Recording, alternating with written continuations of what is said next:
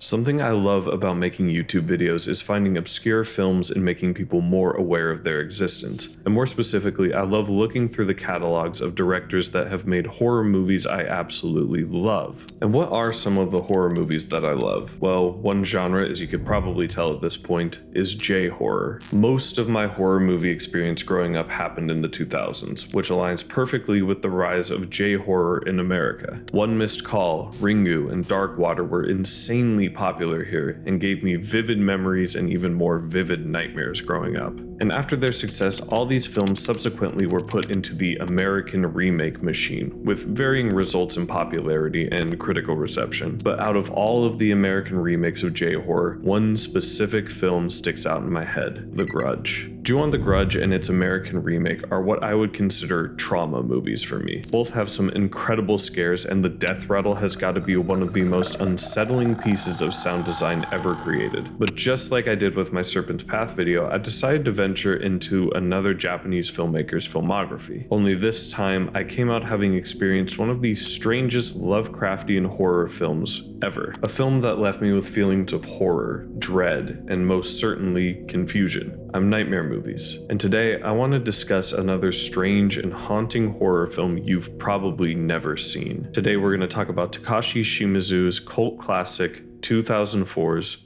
Marebito. But before I get into the breakdown, I want to give a little history on this film. After the success of Ju-on The Grudge, director Takashi Shimizu decided to shoot Marebito just before going on to direct the American remake, The Grudge. It was an extremely low-budget film, only being shot for about 5 million yen, or just under 50,000 USD for the exchange rates at the time. It's entirely shot on digital, giving the film this very low-fidelity look. And the whole film was shot in just 8 days. This is all to say this is not a technical marvel of a film, but it uses that low budget effectively, and as you'll see in a bit, creates some genuinely unsettling moments. The other fact that I want to make you aware of before watching this film is that the lead actor of it is Shinya Tsukamoto. If you don't know who that is, he was the director of a little movie called Tetsuo, the Iron Man. And if you don't know what that movie is, well, it's hard to describe, so let me give you the Wikipedia synopsis. The film centers on an unnamed Japanese salaryman who wakes up to find pieces of metal sprouting from various parts of his body and becomes haunted by visions of metal-oriented fantasies. So why bring this up? It's because Marebito is strange. It's an unconventional horror film made by some very unconventional artists. And with all of that introduction out of the way, let's get into the breakdown.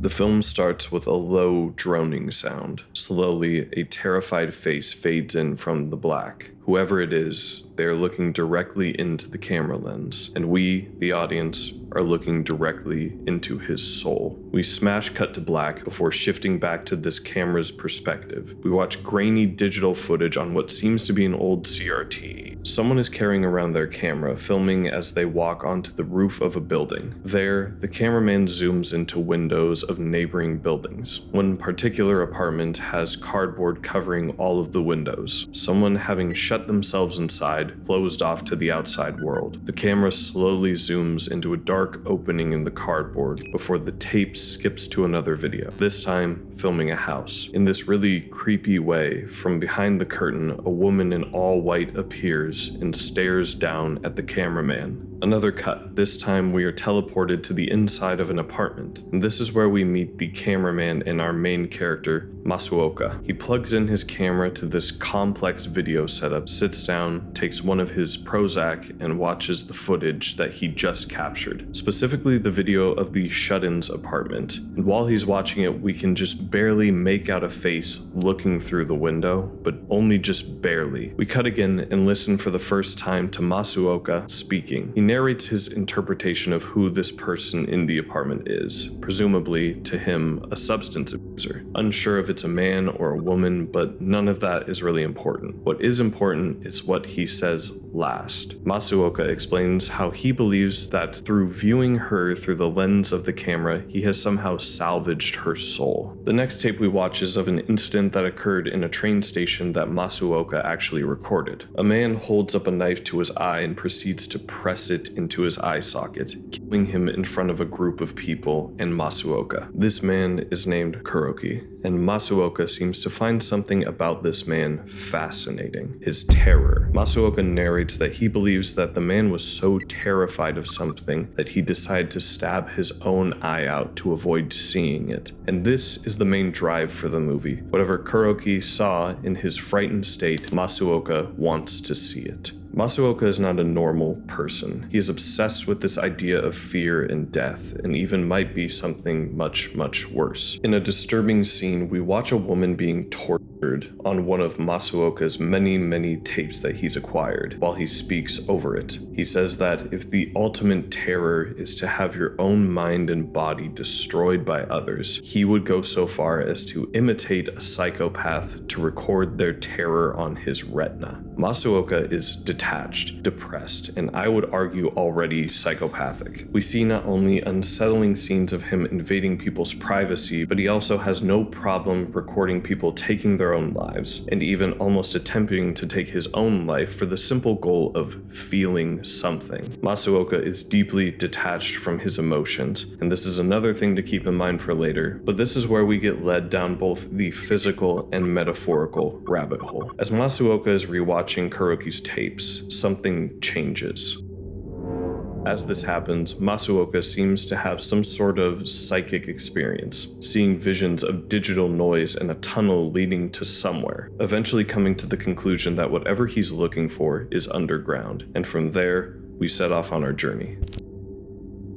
Masuoka is led to the same train station where he recorded Kuroki's death, but before he can investigate further, he chooses to toss his Prozac in the garbage, saying that he needs to stay focused to find whatever it is he's looking for. As he enters the tunnel, Masuoka stands in the place of Kuroki, wanting to know what exactly he was looking at before he stabbed himself. This takes him deeper into the subway station, into this labyrinth of pipes and concrete. As he descends, Masuoka catches a glimpse of a strange, lanky creature crawling around on the floor. It looks over, and as Masuoka puts down his camera, the creature disappears. Masuoka seems to be somewhat unsettled, and following his fear, he continues his journey deeper and deeper into the depths underneath Tokyo, entering a hole next to this frankly Lovecraftian painting on a wall. He walks down a spiraling staircase, eventually being spat out in what he explains are underground developments that remind him of World War II. He treks deeper in before stumbling across a homeless man, the last thing he honestly expected to see. The two have a conversation about how this is not a safe place because of something called the Deros. The homeless man explains that if they find him, they will suck his blood dry. The man laughs as Masuoka returns to his journey, continuing on in this endless underground abyss. Masuoka has come to a point where he believes that he is so deep below the surface that he has entered the netherworld, and someone has come to greet him.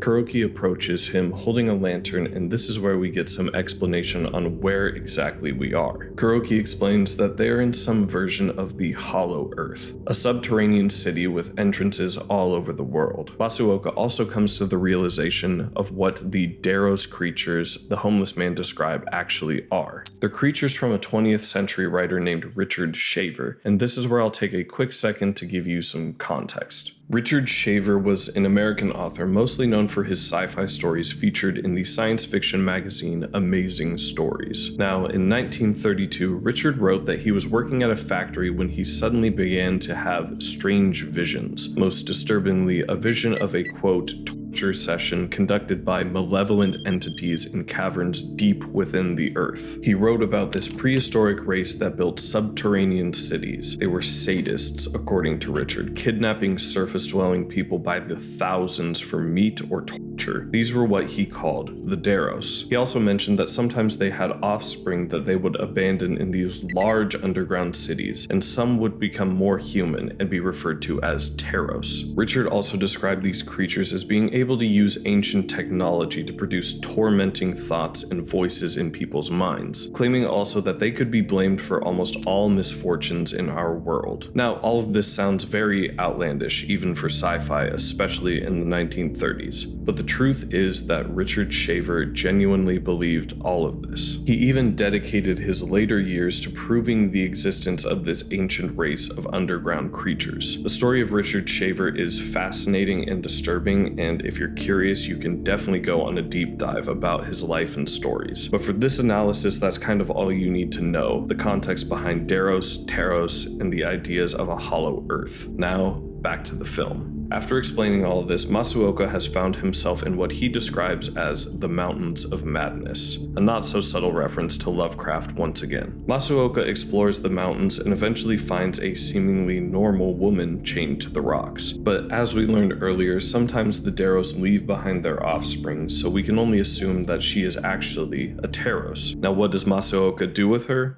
Naturally, he takes her back to his home. Now, this is where the film goes from weird to downright surreal in its storytelling, so I'll try to explain as best I can and give some of my interpretations after the breakdown. For the next little while, we see the development between Masuoka and the creature he now refers to as F. F is seemingly becoming more and more accustomed to life outside of the underground, and Masuoka keeps an eye on her through his cameras. But we also get introduced quickly to two ominous characters, a man dressed in all black that Masuoka encounters at a mall, and a woman standing in the staircase to his apartment. As Masuoka enters his home, he finds F in a dire state. He tries to give her a drink, but she immediately throws it up. She is slowly dying from starvation, and Masuoka has no idea how to fix it. That's when he gets a phone call. A mysterious voice on the other end tells him that he thinks he's saving her, but Masuoka is actually killing her. He begs for the man to help, but the man hangs up. No answers, and nowhere closer to helping F. The next day, however, Masuoka is doing his usual routine of walking around the city filming. But suddenly, he's confronted by a man who presses Masuoka about recording him. The man beats up Masuoka and steals the tape he was using, leaving him injured and with a broken camera. Masuoka picks up a piece of glass from the lens and accidentally cuts his own finger. With nothing left to do, Masuoka cuts his losses and heads back home, and this is where we get a frankly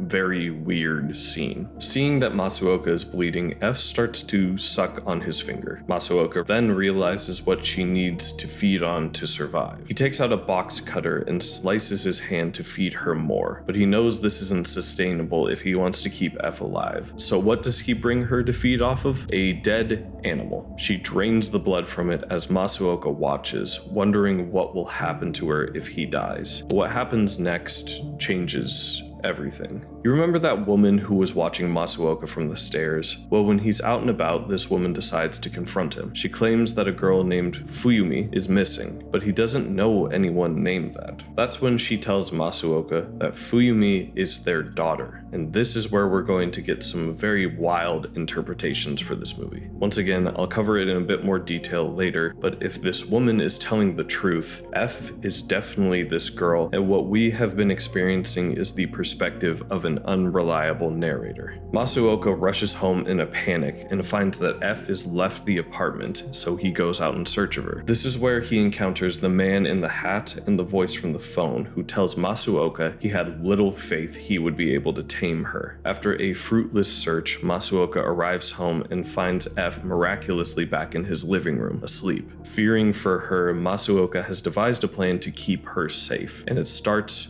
with her mother. Fast forwarding, and Masuoka is back on the street, luring the mother into an alleyway. And this is where he proceeds to film himself stabbing her to death. The very next thing we see is Masuoka filming the woman upside down and draining all of the blood inside of her into plastic bags. This is how he's going to keep F alive, and storing his victim's blood for her to consume. What follows next is another disturbing scene of Masuoka luring a young woman out to kill her under the guise of filming an adult movie. Just like F's mother, he stabs her to death, and this seems to be like a disturbingly effective solution to his problem. But it's not really. Even after drinking all of the other women's blood, F still craves Masuoka's blood. And realizing this and knowing he can't give that to her, Masuoka Masuoka takes a train to an unknown destination to get as far away from her as possible. He sits at the shore and looks into the ocean, pondering what his new life will be like. But as he does, he's visited one more time by Kuroki. Masuoka expresses his desire to see what Kuroki saw, and Kuroki simply tells him that's because it's something unknown.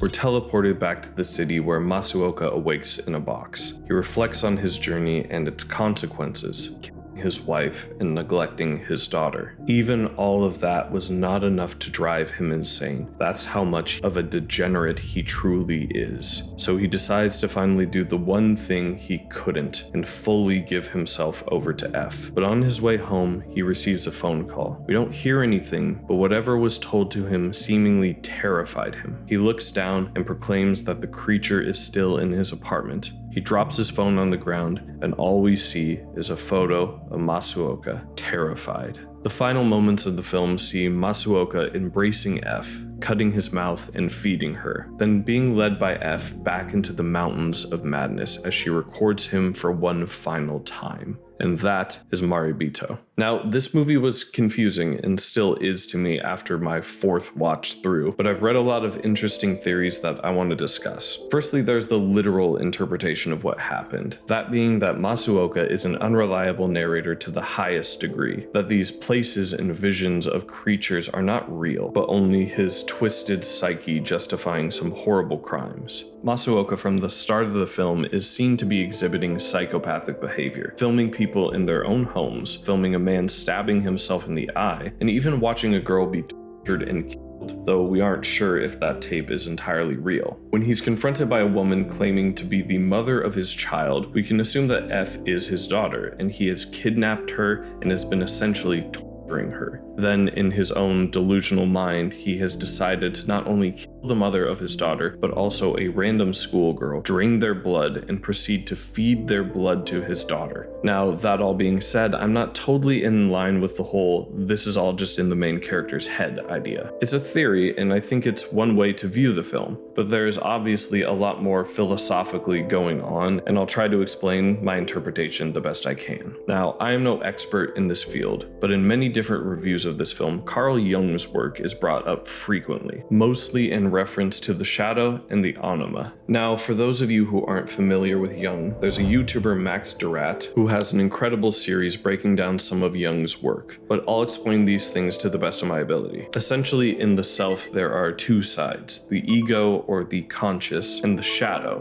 or the unconscious, a light and a dark side in each person. And for each and every one of us to grow and be more in tune with our light, there is a necessity of integration. That meaning you must make the unconscious dark side of you conscious. This is the confrontation with the shadow. You have to confront the darkest side of you to bring it under control. Now, within the shadow, and specifically within men, there is something called the anima, which is defined as the unconscious feminine psychological qualities that a man possesses. In Jung's teaching, the ideal thing for a man to do is integrate positive female qualities into his own positive male qualities to bring balance to the self. Now, again, I am no expert on Jung, but I think this exact philosophy is what Maribito is trying to get at thematically. Breaking it down simply, Masuoka is a man with zero integration of his inner anima. In fact, he seems to be completely non-self-reflective. The way he describes himself and his problems shows no self-reflection or integration of the shadow. And then he discovers F, who is the representation of his anima. She's even the visual opposite of Masuoka, having pale white skin to contrast his dark black outfits. The entire story revolves around Masuoka constantly rejecting the needs of F, refusing to integrate his shadow, even though it would make him whole. And of course, the film ends with the two finally coming together and being one. This is my interpretation for now of this strange, surrealist horror film. It wasn't what I was expecting when I went diving into the filmography of the man behind The Grudge, but it opened my mind a little. Movies like this typically aren't my thing, and this movie definitely has its flaws. Remember, it is extremely low budget, but I can't deny its creativity and ambition ambition in what it is trying to accomplish.